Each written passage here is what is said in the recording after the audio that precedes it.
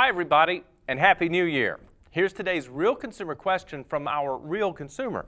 Scott writes, Dale, I've received what I believe to be a fraud alert text from my bank asking if I had authorized a $2,000 money transfer via Zelle.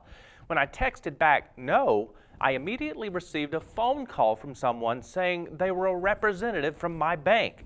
He told me he could stop the transfer if I would allow him to help me open another account at a different bank and transfer money from my account to that new account. It seemed legit because both the caller ID and text ID matched my bank's name, so I did as directed and transferred $3,500 into the new account. I immediately regretted my decision and called my bank to reverse the transfer. They took a report, but later determined that the transfer could not be reversed because I had authorized it.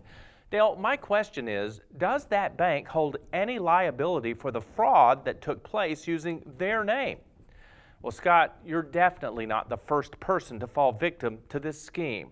The FTC says in the first half of last year, mobile app scams have cost consumers nearly $60 million in losses.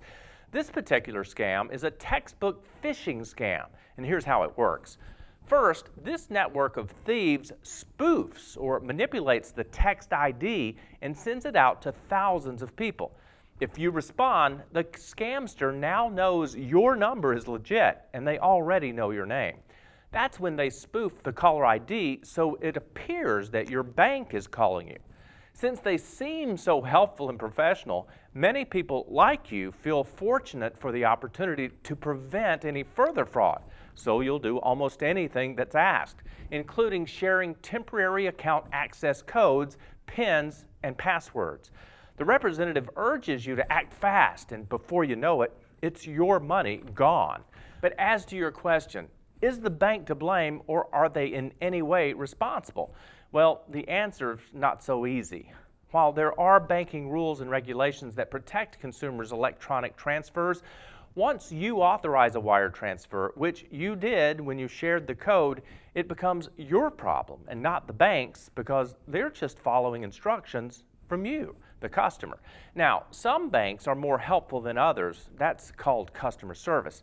Depending on how helpful a bank is, it may be a deciding factor on staying with the establishment or banking elsewhere.